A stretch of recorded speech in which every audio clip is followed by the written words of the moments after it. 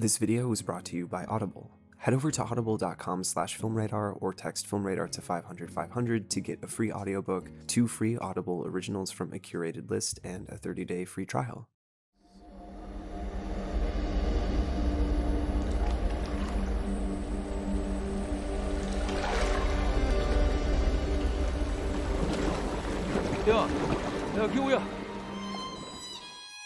Parasite has been one of the most talked about movies of the year, and it just made history by becoming the first South Korean film to earn the coveted Palme d'Or award from the Cannes Film Festival, as well as the first ever to win an Oscar, taking home a total of 4 from its 6 nominations, including Best Picture. Non-English language films notoriously have a difficult time finding traction in the States, and I think the film owes much of its success around the world to its reliance on cinematic language rather than spoken language to communicate its themes and its story. Through its production design, direction, cinematography, hair, makeup, and costuming, as well as the blocking of the actors, we examine 2 families on opposite sides of the economic spectrum, and every cinematic tool is put to use to show the contrast between the two, right from the very first shot of the film that looks out of the Kim's semi-basement window, with a glimpse of natural sunlight pouring through and the camera pans downward. Compare that to the first time we see the Park's home. The camera is moving upward into full view of the sun. Bong uses the balance of light and darkness, natural and urban environments, and a character's vertical position to signal their economic or moral status, with any fluctuations being reflected in the blocking or the camera movement. You're still half over ground, so there's this hope and this sense that you still have access to sunlight and you haven't completely fallen to the basement yet. It's this weird mixture of hope and this fear that you can fall even lower. The Kims start at the bottom, beneath the garbage, beneath their own toilet, reaching upward towards wealth and prosperity in the form of free Wi-Fi. The first time we see any of them above ground in the light is when they're working and making money. Of course, it's not a high-paying job, and they end up right back underground doing their best to celebrate this small victory when served the reminder of their position by a drunk pissing and puking in the alley right outside their window. Until Min arrives as a literal beacon of light, a beacon of metaphorical hope, who takes a stand when the Kims would not. 정신 차려, 정신! 네 친구 박력 있다. 역시 대학생이라 그리고 기세가 다르다, 기세가. He brings with a scholar's stone as a present to the family. It's a symbol of wealth and the physical manifestation of Kiwoo's dream of climbing out of poverty. 야, 이거 진짜 상징적인 거네. In the following scene where Min offers Kiwoo the tutoring job, we see behind him a path leading up towards the light, and each shot in the following sequence follows his journey upward, leaving behind the sights and the sounds of the low-income neighborhood at the bottom, all the way up until he reaches paradise. He works his way to the uppermost level of the house, the peak of the mountain, and successfully completes his infiltration of the Park family. As we follow him downward on his way out of the house, at the exact moment he gets the idea to involve his sister, the camera swings down before cutting to a reverse shot right when he says her name. 이름이 제시카. And once past the barrier between their secluded paradise and the world outside, moving downward, away from the light, the parasite is able to infect its host. 만나보시겠어요? 근데 이 친구 약속 잡기 되게 어렵다던데.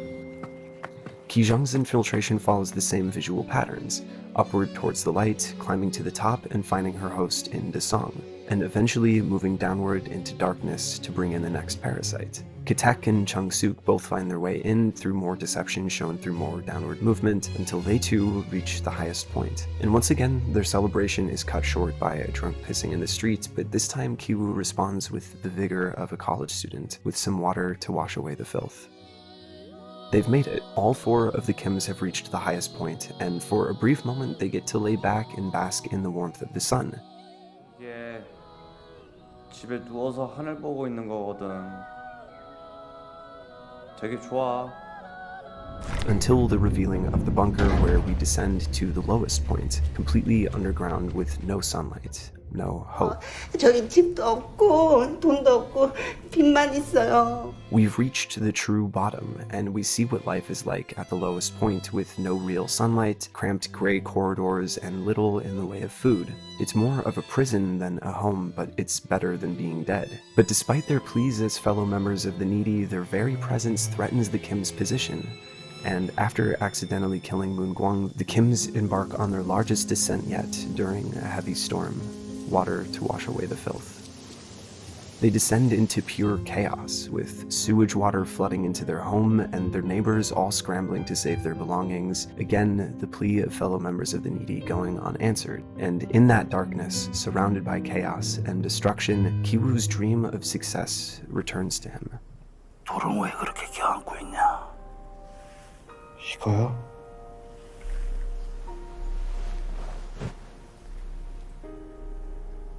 얘가 자꾸 나한테 달라붙는 거예요.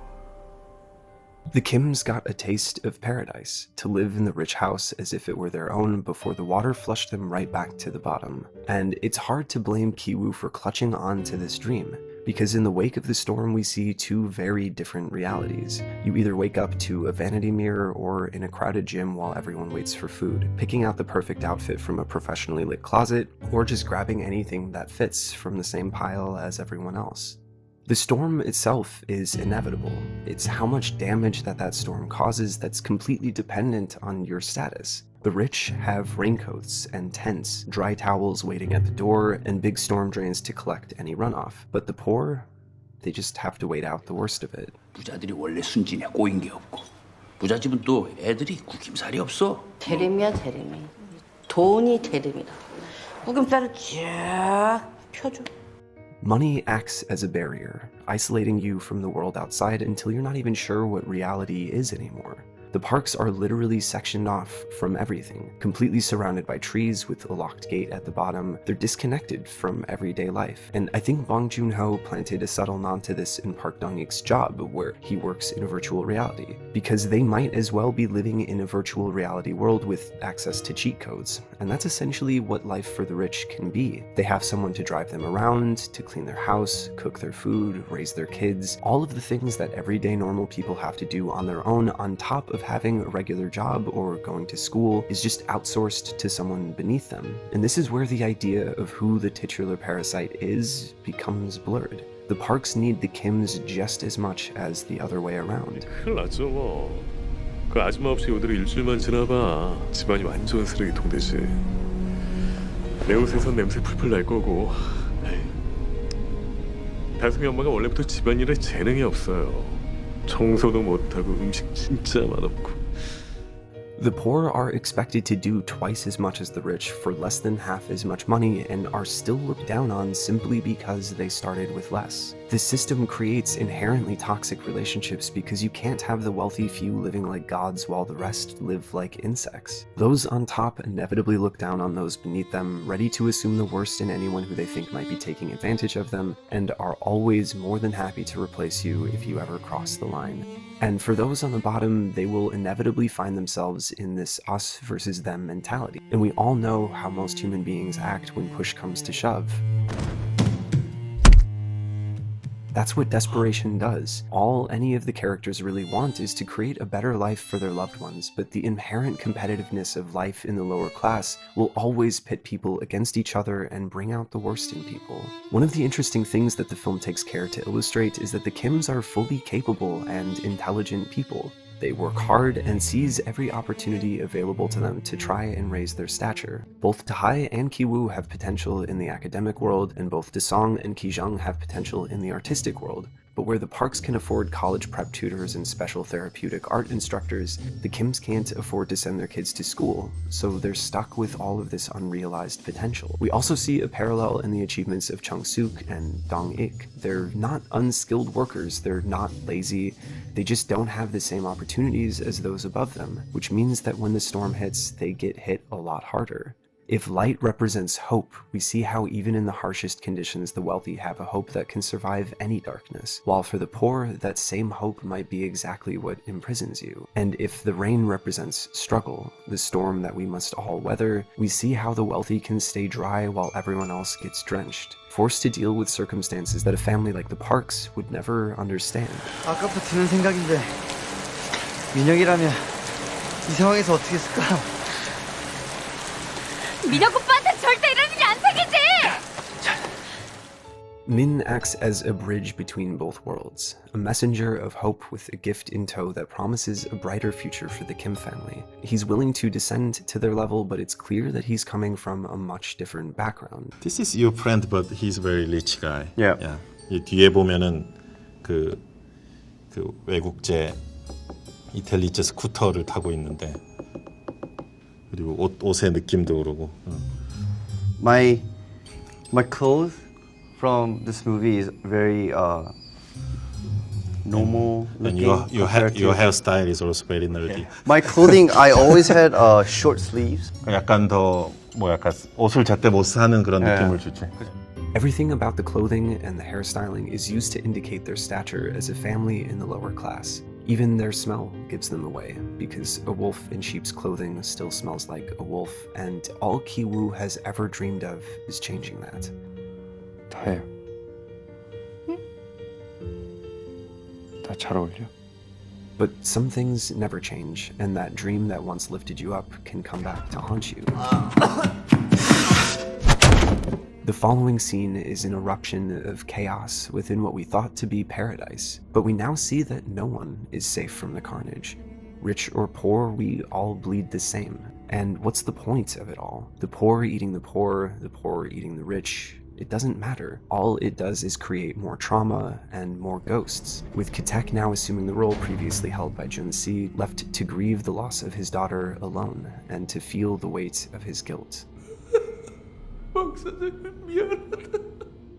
The Parks weren't evil, just detached from reality. All they ever wanted was the same thing that the Kims wanted, happiness and health for their family. But he's the easy scapegoat because of the sheer disgust he shows for those beneath him, even though ultimately he's just a symptom of a larger societal problem that creates these parasitic relationships. Because after he's gone, there's someone to come along and take his place. A new host family with new parasites, and the cycle continues. But Ki-woo still clings to his dream of wealth, to buy the house and to set his father free, where this time to ascend you don't have to lie or cheat your way to the top.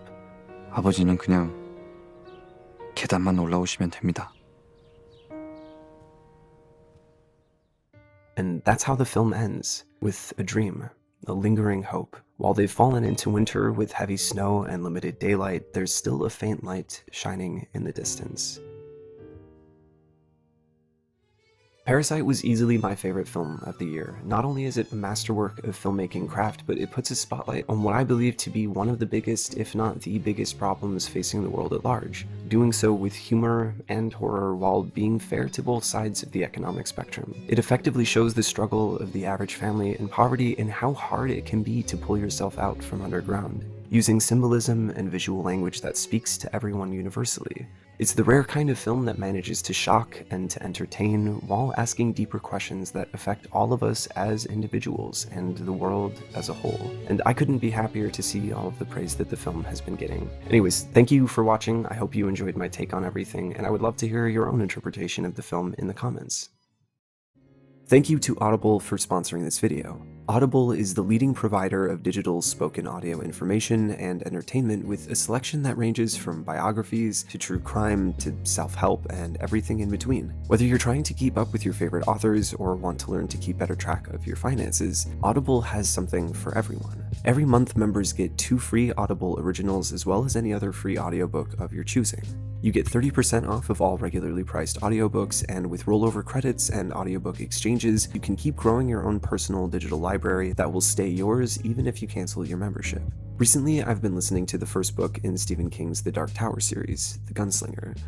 I've always been a fan of Stephen King and had read about halfway through the series a long time ago, but for some reason never got around to finishing it. It's a really spectacular series that many consider to be King's magnum opus, a combination of The Lord of the Rings and the spaghetti westerns of Sergio Leone that even connects many of his other novels together. And so far, it's every bit as good as I remembered. If you'd like to check out their selection for yourself, head over to audible.com/filmradar or text filmradar to 500-500 to get a 30-day free trial, where you can select a free audiobook and 2 free Audible originals.